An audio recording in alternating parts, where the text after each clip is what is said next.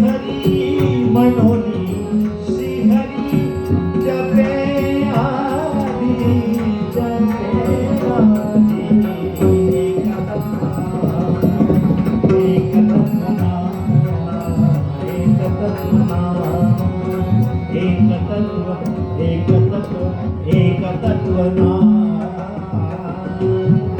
एक तत्व नाम दृढधरी मना हरीशी करुणा येईल तुझी असं माऊलीने सांगितलं.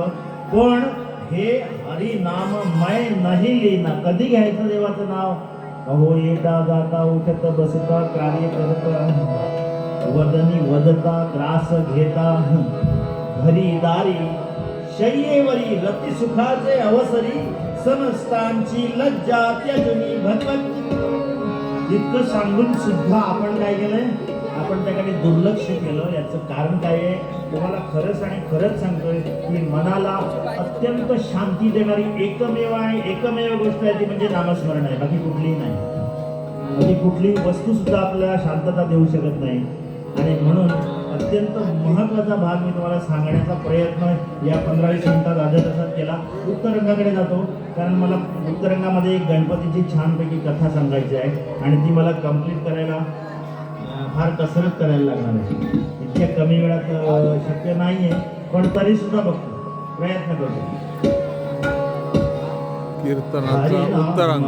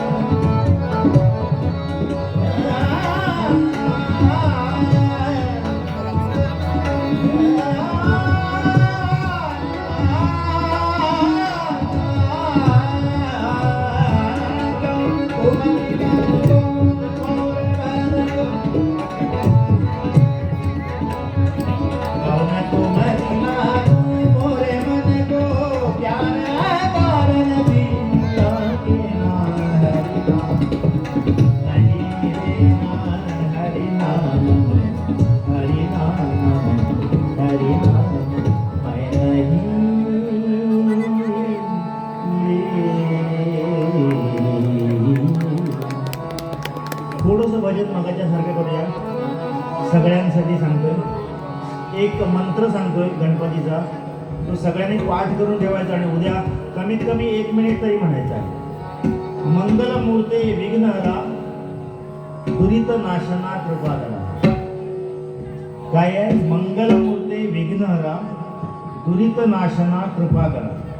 तुमच्यासाठीचा मंत्र आहे, अत्यंत सिद्ध असा मंत्र आहे आणि तो रोज जर तुम्ही या गावातल्या लोकांनी रोज पठण केला तर निश्चितच त्याचं फल तो महागणपती तुम्हाला देणार आहे. आणि म्हणून भक्तिभावाने टाळी वाजवल्यानंतर अनेक फायदे असतात.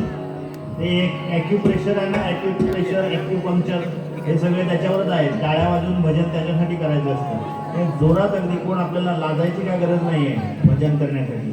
भोजन आणि भजन करण्यासाठी लाजण्याची गरज नाही आहे. त्याच्यामुळे सगळ्यांनी मी सांगतो ते भजन मंगलमूर्ते विघ्नहरा दुरितनाशना कृपाकरा मंगलमूर्ते विघ्नहरा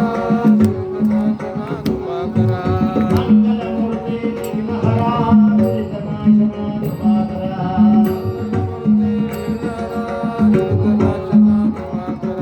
मंगलमूर्ते विघ्नहरा दुरितनाशना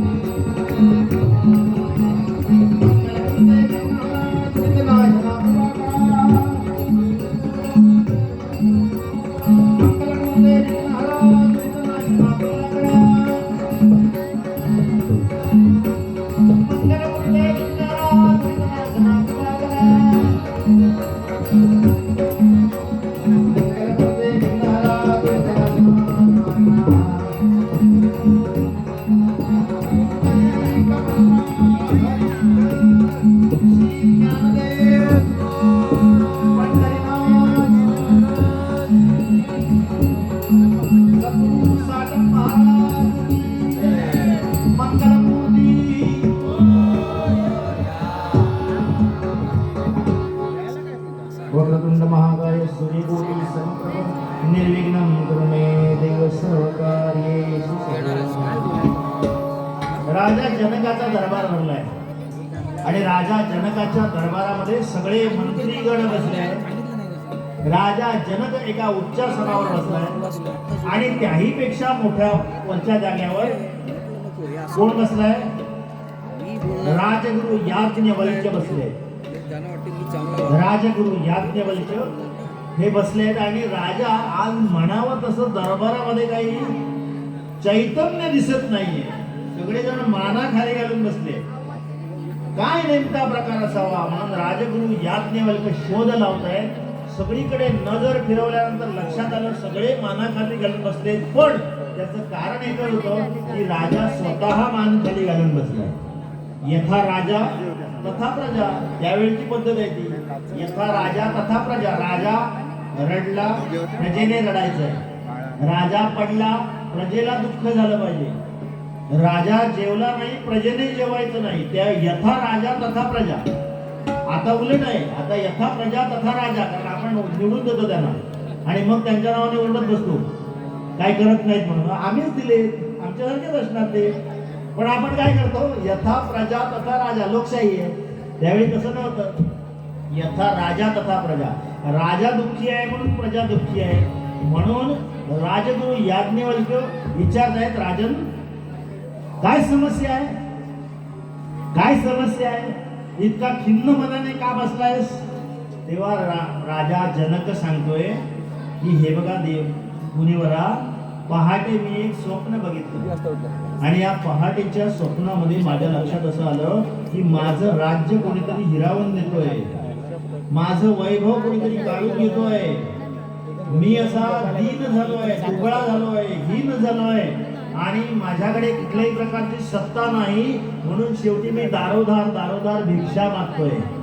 असं स्वप्न पडलं आणि त्या स्वप्नातून मी जागा झालो तर उजाडलेलं होतं. पहाटेचं स्वप्न हे खरं असतं. म्हणून मला चिंता लागली आहे की उद्या काय होईल याची. जी आपल्याला चिंता असते रोजची तीच राजाला लागली की उद्या माझं काय होईल म्हणून. आणि ही उद्याची चिंता माणसाला त्रास देत असते. त्याप्रमाणे जी चिंता लागली आहे तेव्हा राजगुरु याज्ञवल्क्य म्हणतात अरे एवढंच ना राजा, मग त्याच्यासाठी एवढं तळमळाची गरज नाहीये. जो विघ्नहर्ता आहे, जो हे सगळं वैभव देणारा आहे, जो तुला अक्षयी असं सुख देणारा असा तो महागणपती आहे. त्या महागणपतीची काय कर, सेवा कर, त्याला प्रसन्न करून घे आणि त्याच्याकडून वर मागून घे. तेव्हा राजा जनक सांगतोय मी आयुष्यात कधी पूजा केलीच नाही, कारण मी क्षत्रिय आहे. प्रजेचं पालन करणं हे माझं काम आहे, युद्ध करणं हे माझं काम आहे, पूजा करणं हे माझं काम नाही. त्याच्यामुळे त्याला प्रसन्न करून घेण्यासाठी मला साधं अथर्व शीर्ष सुद्धा येत नाही हो, मला गणपती स्तोत्र मराठीत म्हणता येत नाही, मी कसं काय करणार हे सगळं. तेव्हा राजगुरु याज्ञवल्क्य सांगतायत अरे तो पत्रम पुष्पम फलम तोयम यो मे भक्त्या प्रयच्छति. पत्र हे पान, पुष्प, फल, तोय भक्तीने जो देतो, देवाला जो प्रेमाने देतो, प्रेम आतून उसळी मारून आलं पाहिजे. आम्ही उसळी मारतो पण बाहेरून वाटाण्याची आतमध्ये भजन झाल्यानंतर ती वेगळी. प्रेम हे आतून उसळी मारून आलं पाहिजे.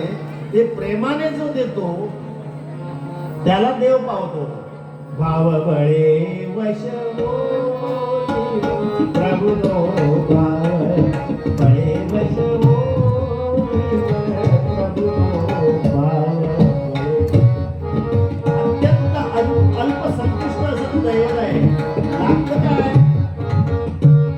पीठ कणी घ्यायचं, उबरं घ्यायचं, गुळ घालायचं आतमध्ये, त्याचे मोदक बनवायचे आणि काय लागतं जास्वंदीचं फूल, ते 12ही महिने येतं. दुर्वा असतात, दुर्वा. मुलांना आता दुर्वा कळत नाही, बेल आणि दुर्वा मुलांना कळत नाही. मुलं म्हणतात सायकलला बेल नाही, दुर्वा. मुलाला सायकलला बेल नाही, दुर्वा. बेल आणि दुर्वा मुलांना कळत नाही. वश होईल प्रभु तो भाव बळे, वश होईल प्रभु तो त्रैलोक्याचा नायक, प्रभु तो त्रैलोक्याचा नायक, प्रभु तो भाव बळे, वश होईल.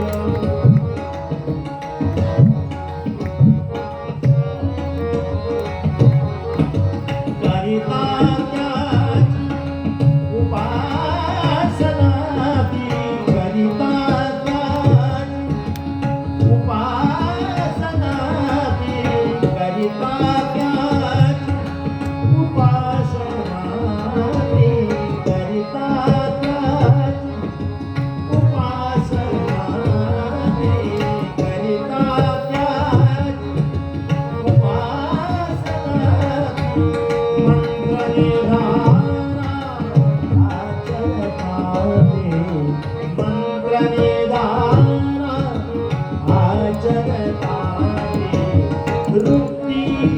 होईल कदाकारती, वृत्ती होईल कदाकारती, सगुण रूप घेऊन येईल प्रभु तो भाव बळे, वश होईल प्रभु तो भाव बळे, वश भाव बळे, वश भाव बळे, होईल प्रभु तो.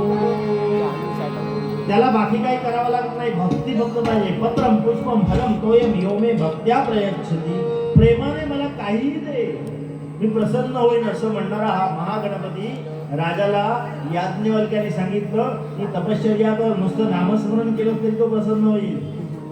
आणि राजांना आपल्या गुरूंनी सांगितल्यानंतर राजाने आपला राज्यकारभार मंत्र्यांचा स्वाधीन केला आणि वनामध्ये निर्जन अशा ठिकाणी जाऊन राजा तपश्चर्येला बसलाय. कशाला? गणपतीला प्रसन्न करून घेण्यासाठी. आणि गणपतीला प्रसन्न करून घेणार आहे काय? की ऐहिक सुख मागून घेणार आहे. देवाला आपण देवाकडे आल्यानंतर काय मागतो? देवा माझ्या दारात मारुती उभी राहू दे. खरं मारुती उभा राहू दे असं म्हटलं पाहिजे, पण तो कोणाला नको असतो मारुती. तो मारुती कोणा? ती मारुती हवी. हो राजा म्हणजे मागायचं काय देवाकडे? गणपतीकडे 1.25 किलो पेढे आणि 7 लाखाची गाडी.